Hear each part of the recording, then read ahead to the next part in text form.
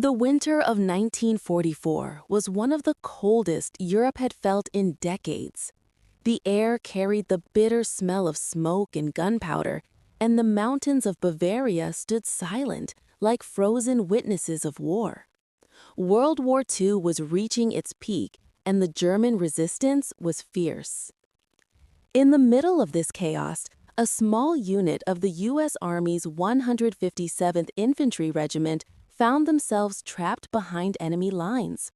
Their supplies were running low, their radio was broken, and the temperature was so low that every breath turned into mist.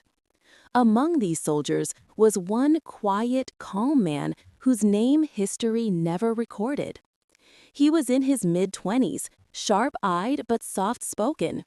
His squad mates called him the Quiet One. He rarely talked, but whenever he looked around, it felt as though he was silently calculating every danger, every sound, every possible path to survival. 1. Trapped in the Valley of Death. The 157th Regiment took shelter inside an old wooden farmhouse. Outside, snow covered the fields like a white shroud. German patrols roamed the woods nearby. 34 American soldiers crouched inside the farmhouse, tired and hopeless. Captain Miller, their commander, sighed heavily as he looked at his men. "We'll be attacked by morning," he said quietly. "Our chances of survival, nearly zero."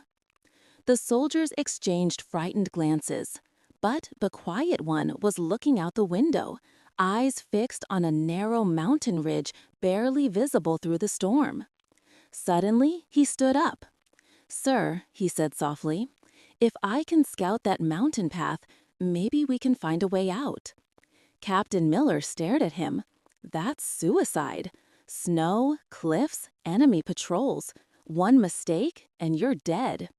The Quiet One nodded calmly. "If one man dies so 34 can live, that's not a bad deal, sir." The room went silent. 2. The Journey Through Death. At 1 a.m., the Quiet One prepared for the mission. He removed anything unnecessary from his pack, took only a compass, a small flare, some water, and the worn pocket Bible his mother had given him. He stepped outside into the storm. Snow hit his face like needles, but he kept moving. The world around him was silent except for the wind. He climbed the icy ridge, careful not to slip. Every step could be his last. Twice he had to duck behind rocks as German patrols marched by. Once, 3 German soldiers passed so close he could hear them breathing. He lay under a fallen tree trunk, holding his breath as their boots crunched the snow inches from his face. Minutes felt like hours.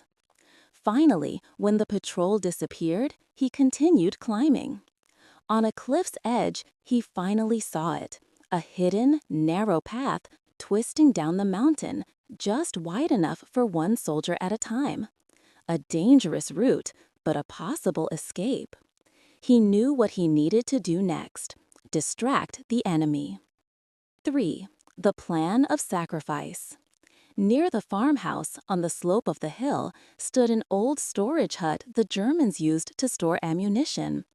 If he blew it up, the enemy would think the Americans were attacking from there.